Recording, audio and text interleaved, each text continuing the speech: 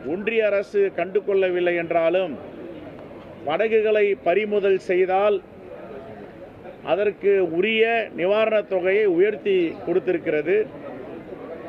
மீன் பிடிக்க தடை உள்ள காலங்களில் அவர்களுக்கு கொடுக்கின்ற ஊக்கத்தொகையை உயர்த்தி அறிவிப்பு செய்திருக்கிறார்கள்.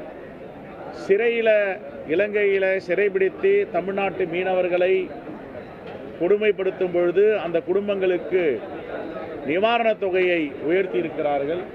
இது போன்றதெல்லாம் வரவேற்க தகுந்த அம்சங்கள்.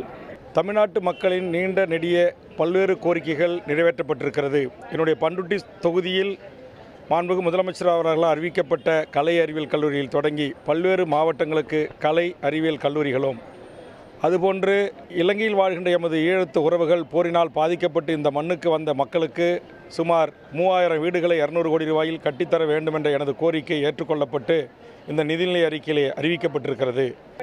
நிதிநிலை அறிக்கையில் குறிப்பாக கல்விக்கும் தொழிலுக்கும் முக்கியத்துவம் தரப்பட்டிருக்கிறது. பள்ளிக்கல்வி, உயர்கல்வி இரண்டுக்கும் 60,000 கோடி ரூபாய் நிதி ஒதுக்கப்பட்டிருக்கிறது. பல்வேறு பேரிடர்களுக்கு மத்தியில் தமிழக அரசு ஒரு ஆக்கப்பூர்வமான நிதிநிலை அறிக்கையை சமர்ப்பித்திருக்கிறது. விடுதலை சிறுத்தைகள் கட்சியின் சார்பில் இதை மனதார வரவேற்று பாராட்ட கடமைப்பட்டிருக்கிறோம். 10 லட்சம் ரூபாய் என இருந்ததை 1 கோடி ரூபாயாக தமிழக அரசு உயர்த்தியிருக்கிறது. சமூக நல்லிணக்கத்தை பாதுகாக்கக்கூடிய கிராமங்களுக்கு இனி ஆண்டொன்றுக்கு 1 கோடி ரூபாய் கூடுதலாக ஊக்கத்தொகையாக, விருது தொகையாக வழங்கப்படும் என்கிற அறிவிப்பு மிகச்சிறந்த ஒன்று என பதிவு செய்ய விரும்புகிறேன்.